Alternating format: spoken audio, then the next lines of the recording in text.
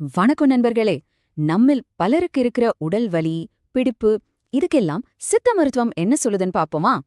உங்களுக்கு காலையில எழுந்ததும் உடம்பெல்லாம் வலிக்குதா இல்லனா ஒரு மாதிரி ஸ்டிஃபா இருக்கா? இது சாதாரண வலின்னு நினைக்காதீங்க. இது உங்க உடம்பு உங்களுக்கு கொடுக்கிற ஒரு வார்னிங். சித்த மருத்துவத்துல இத வாதம் அதிகரிச்சதோட முக்கிய அறிகுறியா சொல்றாங்க. அப்போ இந்த வாதம்னா என்ன? சிம்பிளா சொன்னா நம்ம உடம்போட இயக்க சக்தி, அதாவது கைனடிக் எனர்ஜி. நம்ம மூட்டு இயக்கம், நரம்பு செயல்பாடு, ரத்த ஓட்டம் இது எல்லாத்தையும் கண்ட்ரோல் பண்றதே இந்த வாதம் தான். சரி, இந்த வாதம் பேலன்ஸ் தப்பி அதிகமானா என்ன ஆகும்? உங்களுக்கு உடல் வலி, விரைப்பு, தோல் வறட்சி, அப்புறம் மூட்டுல பிரச்சனை இதெல்லாம் வர ஆரம்பிக்கும். இதுக்கு காரணம் எங்கேயோ இல்ல, நம்மளோட டெய்லி லைஃப்ல தான் ஒளிஞ்சிருக்கு. ஏசி ரூம்ல தூங்குறது, லேட்டா சாப்பிடுறது, சரியா தூங்காதது, அதிக ஸ்ட்ரெஸ் இதெல்லாம் தான் வாதத்தை அதிகப்படுத்தும்.